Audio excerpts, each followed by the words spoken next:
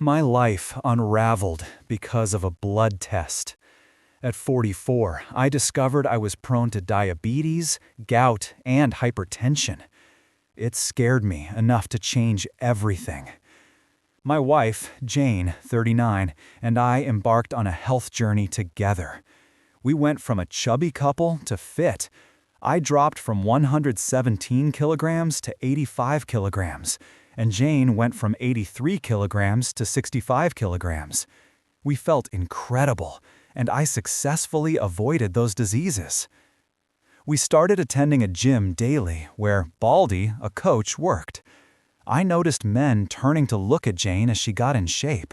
Her busty figure and magnificent legs drew attention. I was proud, but I also noticed Baldy's habit of checking out women's behinds and showing off his ripped body. Jane seemed to enjoy the attention. One day, while we were on the elliptical machines, Baldy took off his shirt and started doing cable crossovers right in front of us. I turned to Jane with a "Can you believe this guy" look? But she was staring intently, even wetting her lips. Baldy noticed and grinned. I felt crushed. I was in shape, but not like him. On the drive home, I commented on Baldy showing off. Jane claimed she hadn't noticed and must have been lost in thought. I didn't believe her, and from then on, I saw them talking more frequently at the gym. Weeks later, I saw Baldy helping Jane with her squats on the Smith machine, his hands on her waist. I marched over and told him sharply, "I got it from here." He just smiled and said, "No prob, buddy," and walked away. Jane knew I was angry. At home, she called me immature and jealous. I accused Baldy of trying to get into her pants. She denied it, saying she'd never cheat, but didn't want to be rude by rejecting his help. After an hour of arguing, we agreed to change gyms. But Jane resented me for months, claiming I didn't trust her. 3 months later, a great afternoon work opportunity came up. We decided I'd take it and we'd go to the gym at different times. Me in the morning, her in the afternoon. That's when everything went south. Jane's resentment grew. We barely spoke. My messages got one-word replies. I was worried and suggested couples therapy. She refused, saying I was the one with trust issues who needed help. Desperate to save our marriage, I agreed. I spent 2022 in therapy, but Jane's behavior didn't change. No intimacy, no warmth. I snooped through her phone, her car, her map history, but found nothing unusual. It only showed home, work, home, gym, home. Whenever I tried to talk, she said she was just in a 40s phase and it would pass. With no evidence, I kept working and worrying. The breakthrough came from Mr. P, the cheerful security guard in our condo. He fake grimaced about a sore shoulder and joked, "Maybe you can arrange a meeting with your massagist." I asked, "Who?" He said, "The guy who came yesterday to massage Mrs. Jane." My blood ran cold. I asked for the security video. There he was, Baldy. He'd come multiple times to massage my wife. I took the day off and followed Jane. She parked at a mall near the gym, and Baldy was waiting. They giggled, kissed, and hugged like a couple. I followed them, phone ready to record, but a guard stopped me. I called Jane, no answer. I went back to her car and called again. I heard her phone ringing inside. That's why her location never showed it. I also discovered she hadn't been to the gym in 8 months. That was the last night I slept in the same bed as my wife. I went home, called my dad, and cried. He comforted me and told me to gather evidence, then connected me with a top divorce lawyer. When Jane called back, I lied and said I had the flu and would sleep in the spare room to avoid getting her sick.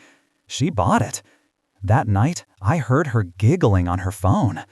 I realized then, Baldy was probably disguised as a female contact. The next morning, while she showered, I cloned her phone session to my laptop. Under a female name with a dumbbell profile picture, I found the deleted conversations. They used coded work language. Can you deliver the papers to my desk? She doesn't have a desk. Going to the meeting, where are you? And the kicker, boss is in his office. He's clueless. Her boss is a woman. Boss was me. I called the lawyer. The screenshots weren't enough. They needed hard evidence. I hatched a plan. I texted Jane that my flu was positive and I'd stay at my parents'. She liked the idea, saying she'd miss me. Almost immediately, I saw her to Baldy. Boss will be out of the office. Want to come to my desk? She was eager to get rid of me. I packed a suitcase she'd already prepared. No dinner, no kiss, no hug. She even walked me to my car, likely because Baldy was already hiding inside the building. I drove off, then circled back quietly. I heard music and moaning from my bedroom. Their clothes were on the sofa. I recorded with my phone and opened the door. There they were, my wife of 11 years on all fours, Baldy behind her. I got a clear shot of both their shocked faces. Jane screamed and covered herself. Baldy charged at me, naked, yelling, "Why don't you go for a walk, buddy?" I hit his throat with an open hand strike I'd seen in Ransom. He dropped, gasping and coughing. I threw him out just as my dad, brother, and Mr. P arrived. Jane was trembling on the bed. I told her, "I've never hurt you, and I won't. Get dressed. We'll talk in the living room." I sent the video to my lawyer, who replied, "I'm sorry for you, but jackpot." I recorded our conversation. She couldn't look at me. I asked why, if I was a bad husband, if she loved him. She just cried. When I yelled, she flinched like a scared puppy. I told her my lawyer would contact her for the divorce. She begged, "We can fix this." I said, "It wasn't a mistake. It was a choice. You chose him. Go to your sister's and tell her the truth, or I will show her the video." Watching her pack neatly with all the graceful movements I once loved broke me. I went to the spare room and cried ugly tears. I heard the door close. She'd even made the bed where I'd caught them. I collapsed on the floor. My dad later told me Baldy wanted to press charges, but Mr. P confirmed he'd trespassed, so he dropped it. The next morning, Jane's apologies flooded my phone. I blocked her. My sister-in-law called, but Jane hadn't told her the truth. I didn't either. It's been a week. Jane will be served next week. I didn't expect to update so soon, but something important has happened. I also want to share something my therapist helped me realize. You remember I started therapy because Jane said I had trust issues? Turns out I don't. I'm actually borderline dullable. But my therapist did uncover deep-seated insecurities rooted in a lifetime of being the chubby, nerdy guy. I was always the best friend, never the boyfriend. My first girlfriend at 18 dumped me for a better-looking guy a week later. My next relationship in my 20s was with a deeply toxic woman who blamed me for everything, even the weather, and expertly made me feel guilty for simply existing. After that, I focused on work to help my family through money problems and didn't date again until I met Jane in university. In our sessions, my therapist helped me reorder my priorities. Me, my physical health, gym, diet, intelligence, learning, challenges, and soul, beliefs, morals, people I live with, Jane, family and friends, work, leisure, and entertainment. My last session was about Jane. I told her I was proceeding with the divorce. She explained that my distress is normal because my priority number 2 is crumbling. I'm essentially grieving the death of my marriage and will go through the stages: denial, anger, bargaining, depression, and acceptance. I'm in the bargaining stage, constantly thinking, what if she's truly remorseful? Or what if we could be that couple who survives infidelity? But the reality is, I will never trust her again. The thought of her home alone while I'm at work would torture me. The depression stage is dangerous for me. It could lead me to regain all the weight I lost. My therapist stressed I must stick to the gym and my diet. I'm sharing this, hoping it helps others who are grieving. Now, for the update. I've been keeping busy. I applied for a promotion at work that involves a lot of travel, something I'd avoided before for Jane's sake. Now, I think getting away will help me heal. I also found a small, perfect apartment for myself and have already paid 3 months' rent in advance. I plan to move as soon as I can. I haven't seen Jane since D-Day, or Baldy since that Monday at the gym when I'm sure he was fired. On a brighter note, a neighbor in her 50s met me in the elevator. After noting she hadn't seen Jane around, and I confirming we're separating, she invited me to a dinner where her single niece will be visiting. It seems I'm officially back on the market. My attorney had Jane served last Sunday morning at her sister's house. On Monday, someone, I assume Jane, slid a 3-page letter, front and back, under my door. It was her explanation of what led her to cheat. This is where we meet the second villainess, a coworker of Jane's. I'll call Flirty. I've met her at work events. She's very thin, wears a lot of makeup, and seems to think every man wants her. Once, she told Jane I was staring at her. I was, but only because I was concerned about how unhealthy she looked. According to Jane's letter, when she lost weight, Flirty latched onto her, saying they should be best friends as the two hotties at work. This is where the brainwashing began. Flirty told Jane she deserved a better man, that she was entitled to one, and that I was a pathetic man who would try to own her now that she was hot. When the Smith machine incident happened, Flirty said, "See, didn't I tell you? He wants to be your owner more than your husband." Jane bought it and resented me for months. When we started going to the gym at different times, Jane accidentally ran into Baldy at the mall. She confessed she'd had a crush on someone like him before we met, news to me. They went for a bite, flirted, and Jane showed Flirty his picture. Flirty said she'd be a dumb bitch if she didn't sleep with him, especially since her pathetic husband couldn't compare to this Greek god. So she did. Baldy took her to his place, near the mall, which she claims not to know is Frank's late father's house. This started 9 months ago. Flirty, a self-proclaimed professional cheater, taught Jane how to cover her tracks, the work code language, hiding Baldy's contact, and clearing her map history.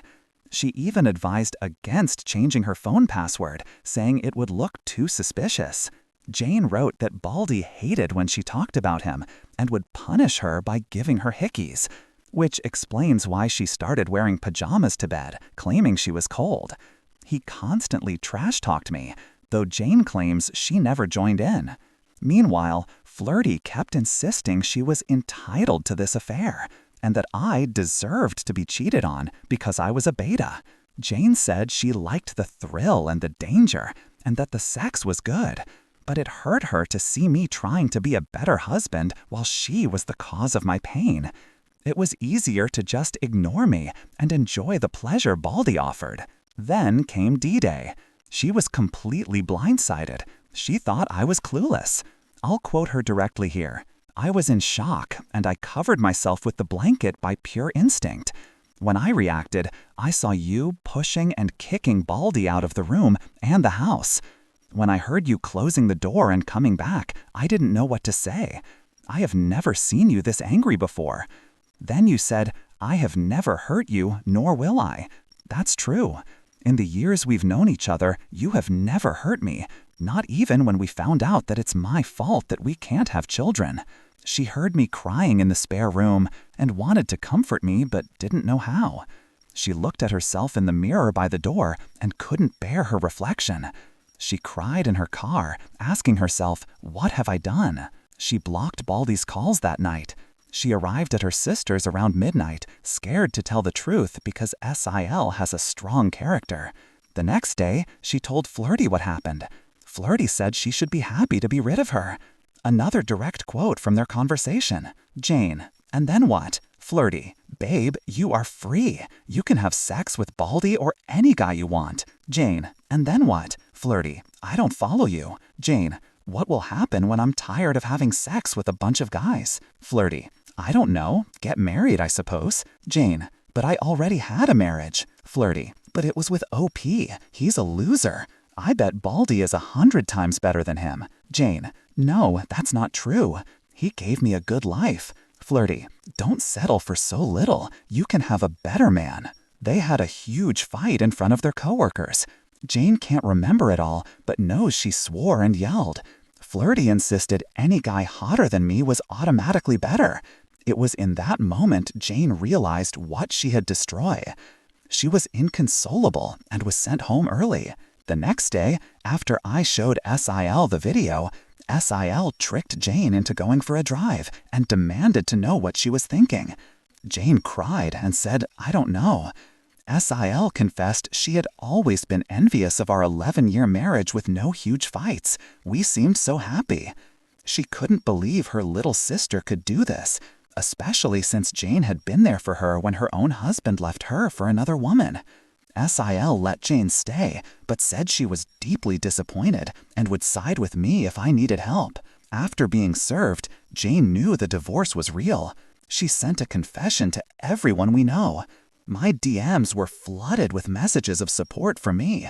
One of her cousins said it took guts for her to confess and that I should give her another chance. At work, Jane became a pariah. In my country, unfaithful women are often seen as easy. Female coworkers, especially Flirty, ignored her. Male coworkers became overly friendly. She asked for a transfer, but when it would take months, she quit last Friday. She has savings, and since we kept finances separate and I was the main earner, she'll be okay. She then went looking for me to beg me to take her back. She came here, then went to my parents. My dad refused to speak to her. My mom was sympathetic, but said I was too hurt and had asked them not to discuss her. She then went to my brothers. He told her, OP's not here, and frankly, I don't want to talk to you, and closed the door in his face. She's been depressed, reflecting on the damage she's done to our relationship and both our families, all for what she now calls meaningless pleasure from a douchebag who believes vaccines are a pharmacy scam and is into astrology. Yes, the heavily tattooed Baldy has a Taurus sign on his arm. SIL suggested therapy. Jane went, and her therapist suggested she write me this letter and come completely clean. She swears on her life that if I take her back, she will be the most grateful, loyal, and honest spouse in history. She offers total access to all her social media, which I already had, promises to always answer my calls, and vows to never have friends I don't approve of. She ends by pleading to meet me so she can apologize to my face properly. In her words, sorry doesn't start to describe what I'm feeling right now. What do I think? The parts about cutting off Baldy and confessing to people check out. The rest is probably sweetened and partial truth. She doesn't mention calling me jealous and immature. She doesn't mention letting Baldy go raw and finish inside her. She can offer all her passwords, but she lied to my face and gaslit me for 9 months. She was very good at it. I don't want to be her jailer. Whenever I see her face, I'll see Baldy's neck and... Hi, I'm back. Thank you to all who reached out.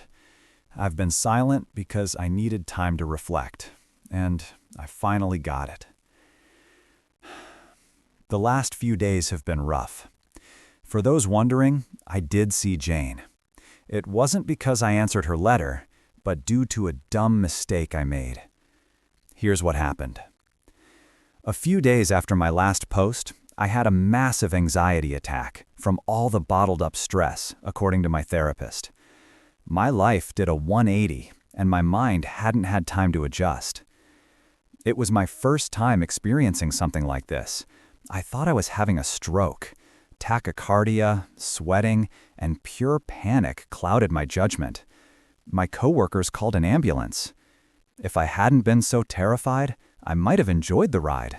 I was sure I was going to die. The paramedic kept saying, "Sir, you're having a panic attack. Everything is going to be fine." But I couldn't focus. My only thought was, I'm going to die. At the hospital, they sedated me. I started to feel better and sleepy, able to answer questions, my name, age, the date, before I passed out. When I woke up, guess who was next to my bed? Jane. I'd forgotten to remove her as my emergency contact. I was groggy from the drugs. I smiled and said, "Jane?" She was reading a book and jumped up when she heard me, tears in her eyes. "Hello, my love. You really scared us," she said. That's when it all came crashing back. I stopped smiling. "What are you doing here?" I tried to sit up, but my body felt numb and clumsy. She shushed me. "Take it easy. No sudden movements. I'll get the doctor." She kissed my forehead and left. I wanted to avoid the kiss, but my reflexes were too slow. It felt familiar, but it's been over a year since she kissed me with sincere love. While she was gone, I looked around. I was in a large room with 6 beds, 4 occupied, all separated by curtains for privacy. I was wearing a hospital gown. She returned with the doctor. I'd been asleep for 26 hours. The doctor explained the anxiety attack. He asked if I'd stopped any medications. Jane and I answered at the same time. He doesn't take any meds. I hated how well she still knew me. The doctor said the episode stemmed from heavy stress or a sudden life change, or both. I glanced at Jane. She looked away. He ordered me to take time off and see a psychiatrist. My current therapist is a thanatologist, psychologist, and can't prescribe meds. He said I must be hungry and that I'd be discharged the next day. It was 8 p.m. Jane had an hour before visiting hours ended, and she didn't seem to want to leave.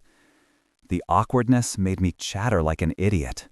"You said you scared us. Who is us?" She smiled. She probably knew I couldn't resist talking. "Your parents and me. They were here this morning." "Did they leave?" "Yes, they're expecting my call. I'll talk to them tomorrow. You can leave. I want to sleep." "But your dinner is almost here." As if on cue, my stomach grumbled. I hadn't eaten in 26 hours. A veteran nurse came in with a tray. She asked Jane to adjust my bed so I could sit up to eat. I must have made a face, because Jane looked amused, staring at me as the nurse set up the tray. "God, I love you so much," she said. I glared and asked her to leave again, but the nurse got mad at me. She said Jane had sponge bathed me and even shaved me. I hadn't noticed. She told Jane to feed me since I was still groggy. I told her we were getting divorced. She said that wasn't her problem, that I should be thankful Jane was there to help, and that I was being ungrateful. Then she left. I refused help and tried to eat, but my movements were clumsy. I made a mess with the soup. Jane begged me to let her help. I felt like a spoiled brat throwing a tantrum. "Fine," I said, and let her feed me. I've never felt so vulnerable. She was maternal and affectionate. I had a close look at her. No makeup, more lines on her face, crow's feet. I felt better after eating. She took the tray out. A patient across the room watched her go. She was wearing a coat and jeans, but she's still very pretty. I didn't like feeling indebted to her. When she returned, I said, "Thanks for being here." She looked me in the eyes and smiled. "Any time." She tried to brush my hair back, but I recoiled this time. She looked hurt. She tried to grab my hand, but I pulled away. "Can we talk, please?" she asked. I stayed silent. There are only 2 reasons I'd be cordial to her. The twins, SIL's kids. We babysat them often, and I told Jane it was parent training for when we had our own. That will never happen. SIL asked us to be their godparents, and I cried with emotion. They are the closest I have to a son and daughter. I love them, and Jane does too. I don't want drama near them, and I miss them terribly. I haven't seen them since a week before D-Day, avoiding Jane. So I told her, "Okay, let's talk. At the condo. I'll contact you soon." She offered to take me home after discharge. I said no, my parents would get me, and I'd see her at the condo. I wanted to talk to my parents first. I looked for my clothes. She opened a cabinet and handed me my phone. I looked at her suspiciously, and she made her guilty face. She'd snooped. We didn't need words. 11 years of marriage developed its own language. I didn't care. I have nothing to hide. I texted my parents, and they called immediately. As I talked, the nurse told Jane visiting hours were over. Jane tried to say goodbye, but I ignored her. She whispered, "I know you keep your word. I'll wait for you to contact me. I love you." She kissed my hair and left. I do keep my word. My father always said, "A man is worth as much as his word." I asked my parents what happened after I passed out. A coworker came to provide my insurance info, and the hospital saw Jane was my emergency contact. They called her. SIL contacted my parents after the hospital called. When Jane arrived, she met my coworker, who then left.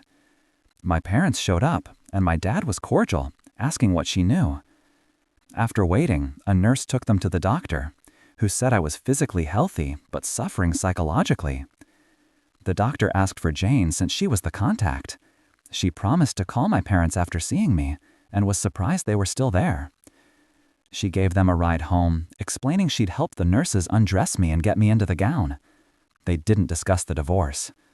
My parents thanked her for the ride and agreed to visit in the morning while she'd take the afternoon shift. I also called SIL to thank her for contacting my parents. Luckily, my godchildren were still up, and I got to speak to them.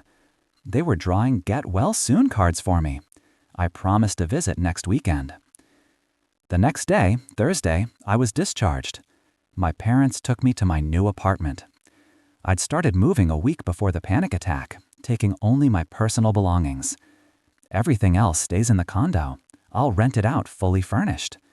It's near 3 universities, so students will be eager to rent it.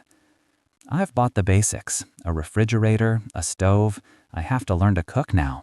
A bed, a table with chairs, and a desk, cleaning tools. For the first time, I felt thrilled. This little apartment is my own place. I bought a warm jacket for Mr. P, thanked him for his help, and told him I'd visit sometimes. I didn't go to my neighbor's dinner. I'm not ready to date yet. I need more therapy and healing. At my new home, I reflected on my goals for meeting with Jane. I concluded I need closure, to understand her actions, make her understand reconciliation isn't possible, and end things amicably. I'll divorce her and move on. But I don't want to lose my in-laws, my sweet, confused MIL, my stubborn, strong SIL, and the twins I love. I don't want to miss their birthdays and achievements. I want to be at least cordial with Jane. My boss gave me 5 days off. I didn't want to stay in, so I went to the beach. It helped to be away from everything and just rest. I realized I do love my wife, but the chubby one, the one who got excited for Pizza Fridays, the one I married 11 years ago, the one who supported my dreams and hugged me when life was rough. I don't know what happened to her. Did vanity kill her? Horniness? I have no idea. But I loved my wife deeply, and the woman who betrayed me is not her. Finally, I saw my godchildren. SIL took them to a park, and I met them there. The 4 of us had a great day. Last weekend, I met Jane. It was pretty much as I expected. A lot of pleading and crying on both sides. Surprisingly, she didn't blame me. She admitted it was all on her. When she snooped on my phone, she saw I'd moved from the condo, read my Reddit posts, so she knows everything I know, and, more importantly to her, saw that I'm not dating anyone. Before the meeting, I had another session with my therapist. We discussed my anxiety attack and the upcoming talk with Jane. She told me the best way to move on is to follow these steps. Hit rock bottom. Identify and take control of your emotions. Focus on self-improvement. Take a break, literally. Be constructive. Most of you champions told me to keep my emotions in check. I knew I'd get angry, sad, and anxious. I couldn't let it cloud my words or judgment, especially since I'm prone to another anxiety attack. My therapist taught me some breathing techniques that really helped. Let's move to last Saturday. I asked Mr. P to check if she was alone. She came on time, alone, and stunning. A new short dress, high heels, which she hates but knows I like. I won't lie, my heart skipped a beat. She smiled when I opened the door, looking so happy to see me. I remained calm and expressionless. She opened her arms for a hug, but I just gestured for her to come in. I offered her chamomile tea, which she loves, and made myself coffee. We sat across from each other with the table between us. I took out my phone and started recording. I tried to write everything down word for word, but it's too long and raw. I'll give you a summary. After some awkward small talk, she always makes me feel awkward. She told me she'd read my posts, and the waterworks began. She said the Jane who hurt me is gone now, that the affair fog was real, and she can't believe what she did. I told her, then you know I think your letter was sugar-coated. She insisted it was all true, but I called BS on flirty brainwashing her. Jane is 10 times smarter than that. I demanded the truth. She went silent, and I raised my voice. No, Jane, you are not allowed to be silent again. I had to breathe. I was getting angry. You have to come clean to me right now. I know more than what you wrote. Sadly, she admitted she wanted to sleep with Baldy. She loved the attention and felt thrilled and aroused when he looked at her. She confessed it started about a week before the elliptical machine incident, when I was changing in the showers and he flirted with her outside. She cried telling me this. I asked, is that all it takes for you to throw your morals away? A strong body and a bird brain? From then on, I referred to him as Bird Brain. She said she was stupid and selfish and took me for granted. But she swore it was only physical, never emotional. She never told him I love you, and I am the only owner of her heart and body. I breathed and regained some composure. I told her, it's been about 3 months since we had sex, and last time you weren't into it. I bet you were longing for Bird Brain. She insisted she can't bear a life without me. I said, I don't believe you. You had a good income. You could have easily sustained a life with Bird Brain. She repeated she doesn't love him. He was just a toy. I called BS again and reminded her of seeing them at the mall. I'll recreate this. Me. I saw you at the mall with him, hugging, kissing like when we were engaged. Jane, fidgeting. I'm so sorry. Me. Tell me the truth. You do love him. Jane, shaking her head. I liked how people stared at us, but I don't love him. Me. Seems like you were the perfect couple, which would never happen with us, right? You loved the attention you'd never have with someone like me. Jane, please don't say that. Me, why not? It's true. It is. I don't see myself as attractive. I'm the guy no one looks at twice. Jane, no, you are the man of my dreams. I only want to be with you. Me, if you love me so much, then why cheat? What did he give you that I didn't? She couldn't answer. I repeated it, and she covered her face, finally admitting she found Bird Brain's body more attractive than mine. Another jab. I expected it, but damn, it hurt. Jane, I swear it was a moment of weakness. I hate myself for it. Me, yelling again. 1 moment? That moment lasted 9 months. Jane, crying. It went out of control. Me, 9 fucking months of disrespect and lies. How could I ever trust you again? Was Birdbrain the only one? What happens when the next douchebag comes along? You were too good at lying and hiding it. She looked desperate. I'm telling you the truth.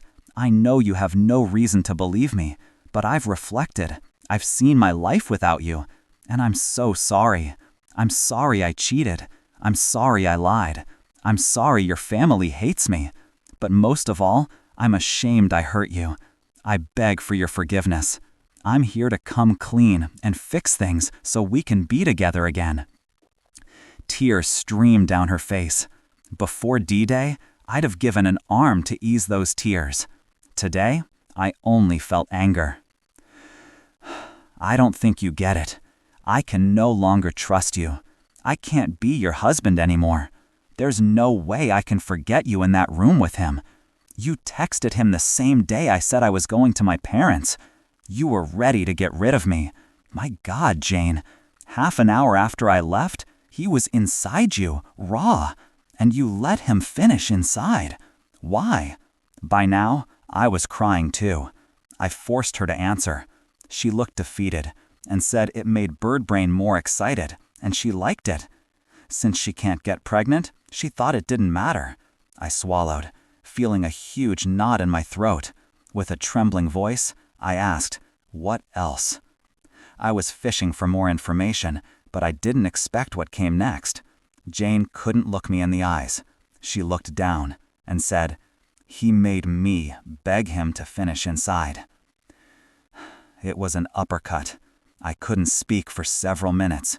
This was rock bottom. We both cried, and Jane just repeated, "Forgive me, forgive me." She tried to grab my hand, but I pulled away. Then she told me the first time he finished inside was the first time she denied intimacy to me. She felt dirty and didn't want to taint me. I felt disgusted. I almost threw up. She swears that's when Birdbrain became more demanding, threatening to tell me everything because he thought Jane belonged to him.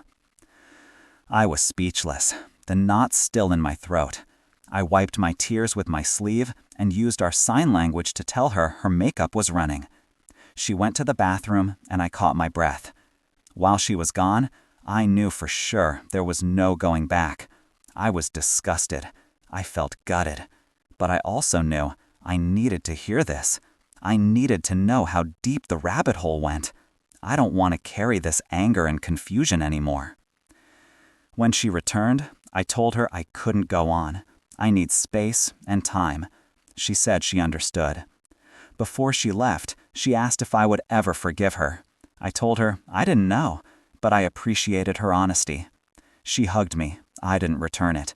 She cried, her tears wetting my neck.